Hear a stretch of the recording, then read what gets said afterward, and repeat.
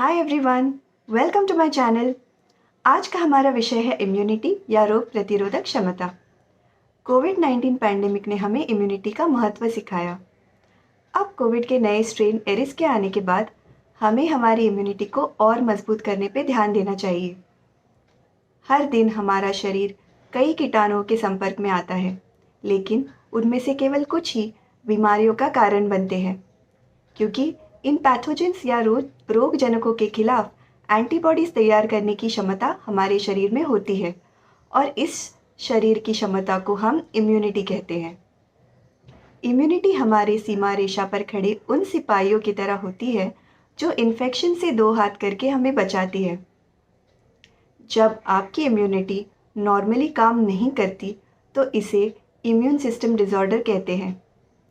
अब इसे 3 हिस्सों में समझते हैं।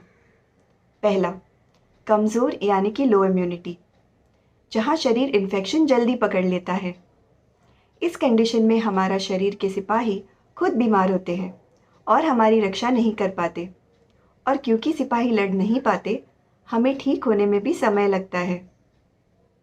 ये हो गया पहला। दूसरा, ओवर एक्टिव इम्यून सिस्टम या एलर्जी, मतलब इम्यूनिटी जो बहुत ज़्यादा सक्रिय है। इसे एक एग्जाम्पल से समझते हैं। हम सब खाना खाने बाहर जाते हैं। खाना खाने के बाद किसी एक इंसान को स्किन में रैशेस आ जाते हैं, बाकी किसी को कुछ नहीं होता। तो जिस इंसान को रैशेस आए, उसके शरीर के सिपाही अति उत्साहित हैं और उनको जो भी चीज़ नज़र आती है वो उसे अटैक करने की कोशिश करते हैं। फिर होती है allergy. So basically over active immunity में हमारा शरीर पर्यावरण में मौजूद ऐसे पदार्थों पर प्रतिक्रिया करता है जो आमतौर पर हानिकारक नहीं होते। एलर्जिक राइनाइटिस, एस्थमा, ये ओवर एक्टिव इम्यूनिटी के कुछ एग्जाम्पल्स हैं। तीसरा, इम्यूनिटी जो आपके विरुद्ध हो जाती है, इसे ऑटो इम्यून बीमारी कहते हैं।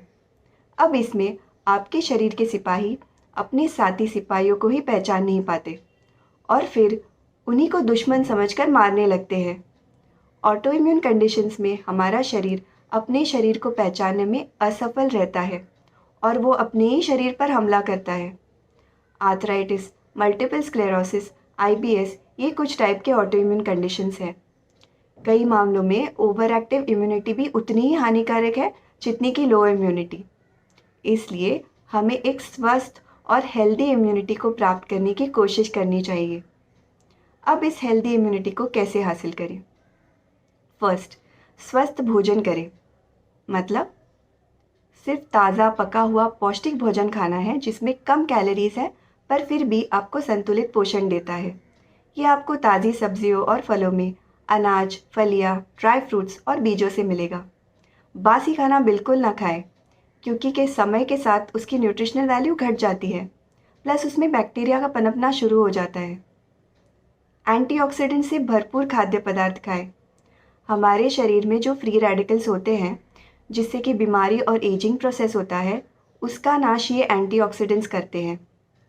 So berries, dark chocolate, citrus fruits, पालक, लाल पत्ता गोभी, ग्रीन टी, इन सब में एंटीऑक्सीडेंट्स पाए जाते हैं।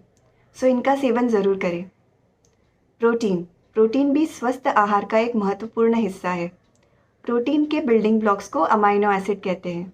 आपके शरीर की मरम्मत के लिए अमाइनो एसिड का उपयोग होता है और एंटीबॉडी बनाने में भी इसकी मदद होती है, और ये एंटीबॉडीज़ तो इन्फेक्शन से लड़ते हैं। इसलिए प्रोटीन्स का डाइट में होना अनिवार्य है। नॉन वेजिटेरियंस के लिए प्रोटीन्स के ऑप्शंस है egg, fish, chicken and meet.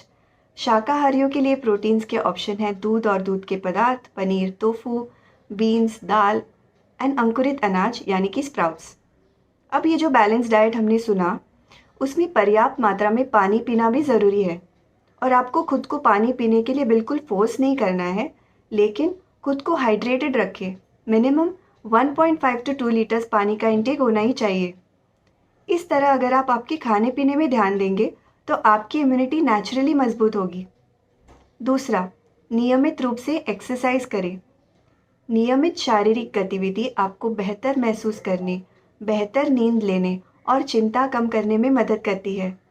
Exercise से आपके हैप्पी हार्मोन्स रिलीज होते हैं जो मानसिक स्वास्थ्य को बेहतर बनाने में मदद करते हैं। एक्सरसाइज आपको स्वस्थ वजन बनाए रखने में मदद करता है, इसलिए मोटापा और जीवन शैली से संबंधित विकार जैसे कि डायबिटीज़ और हाइपरटेंशन से भी दूर रखता है। फिजिकल एक्टिविटी या एक्सरसाइज के बहुत प्रकार हैं।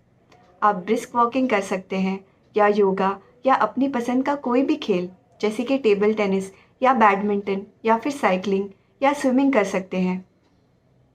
आपकी उम्र और आपकी दिलचस्पी के अनुसार फिजिकल एक्टिविटी करें। ध्यान रखिए, एक दिन के एक्सरसाइज से कुछ नहीं अचीव होने वाला है। Consistency is the key. तीसरा, पर्याप्त नींद। तो ये बात साइंटिफिकली प्रूवन है कि नींद की कमी इम्यूनिटी पे नकारात्मक प्रभाव डाल सकती है। नींद की कमी से हाई ब्लड प्रेशर, डायबिटीज़, मोटापा, दिल का दौरा और स्ट्रोक जैसे परिणाम होते हैं। अगर हमें रात में अच्छी नींद नहीं मिली तो तनाव या स्ट्रेस से निपटने की हमारी क्षमता भी कम हो जाती है। आदर्श रूप से हमें 6 से 8 घंटे के लिए नींद लेनी चाहिए, क्योंकि नींद के दौरान आपका शरीर शारीरिक और मानसिक मरम्मत का काम करता है। मैं आपको ये निवेदन करूंगी कि सोने से पहले मिनिमम 1 घंटे तक मोबाइल या अन्य गैजेट्स अपने से दूर रखें। मोबाइल में से जो किरणें निकलती हैं उससे नींद की कमी हो सकती है। चौथा, क्विट स्मोकिंग यानी कि धूम्रपान छोड़ें। धूम्रपान शरीर को बीमारी से लड़ने से कम सफल बना देता है। पांचवा, भारी शराब पीने से बचें। समय के साथ अत्यधिक शराब का सेवन इम्यूनिटी को कमज़ोर करता है। अत्यधिक शराब एंटीबॉडीज़ के संख्या को भी कम करती है। सिक्स्थ, विटामिन सप्लीमेंट्स लें। अब ये कौन सी विटामिन्स लेने चाहिए? विटामिन सी इन्फेक्शंस को रोकने में और जल्दी ठीक होने में मदद करता है। विटामिन ई एक शक्तिशाली एंटीऑक्सीडेंट है। विटामिन ए और डी आपके इम्यूनिटी को स्वस्थ रखने में समर्थन करता है। नए इम्यून सेल्स के उत्पादन के लिए जिंक की आवश्यकता होती है। फॉलिक एसिड और बी12 की कमी हमारी इम्यूनिटी को कमज़ोर कर सकती है। सो इनमें से बहुत से विटामिन खाने में ही पाए जाते हैं, लेकिन कोविड-19 पैंडेमिक के दौरान विटामिन बी12, विटामिन डी और जिंक सप्लीमेंट्स ने वायरस से उबरने में हमारी काफ़ी सहायता की थी। इसलिए सप्लीमेंटेशन भी कभी कभी ज़रूरी होता है। और सेवेंथ, होम्योपैथी मेडिसिन से भी हमारी इम्यूनिटी बढ़ती है। तो चलिए इसे समझते हैं।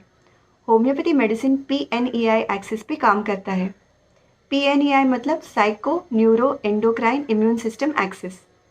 साइको यानी हमारा मन, न्यूरो यानी नर्वस सिस्टम, एंडोक्राइन यानी हमारे हॉर्मोन्स और इम्यून सिस्टम। होम्योपैथी में हम आपके मानसिक स्थिति, शारीरिक लक्षण, आपकी जनरल हेल्थ जैसे कि भूख, प्यास, नींद, आपकी मेंस्ट्रुअल और सेक्सुअल हेल्थ और सपने, इन सब को स्टडी करते हैं। और इस तरह की होलिस्टिक स्टडी करने के बाद हम आपको ऐसी दवा देते हैं जो आपसे हर एक लेवल पे एग्जैक्टली मैच हो, क्योंकि होम्योपैथी का यही सिद्धांत है, लाइक क्योर्स लाइक। इसलिए जब हम आपको इतने लेवल्स पर मैच होने वाली मेडिसिन देते हैं, तब वो आपके शारीरिक सिम्टम्स ही नहीं बल्कि आपकी मानसिक स्वास्थ्य और इम्यून सिस्टम और नर्वस सिस्टम, हॉर्मोन्स सभी में सुधार लाती है। सो अगर आपकी इम्यूनिटी लो है या ओवर एक्टिव है या ऑटो इम्यून है, होम्योपैथी उसे नॉर्मल एंड हेल्दी करता है। अंत में मैं इतना ही कहना चाहूँगी कि इम्यूनिटी को कोई बाहर से मिलने वाली चीज़ नहीं है। भगवान ने हमें ऑलरेडी इम्यूनिटी के साथ पैदा किया है। इसलिए बहकावे में ना आए, किसी भी एडवाइस को ब्लाइंडली फॉलो ना करें। कोविड-19 के दौरान मैंने अपनी प्रैक्टिस में देखा है कि कई लोगों को बहुत अधिक भाप या काढ़ा लेने से काफ़ी साइड इफ़ेक्ट्स हुए। बेसिकली इम्यूनिटी हमारे अंदर है, हमें सिर्फ हेल्दी लाइफस्टाइल पे ध्यान देना है। आशा है आपको ये वीडियो अच्छा लगा होगा। प्लीज़ चैनल को लाइक एंड सब्सक्राइब करें एंड वीडियो को शेयर करें। Stay healthy, stay safe.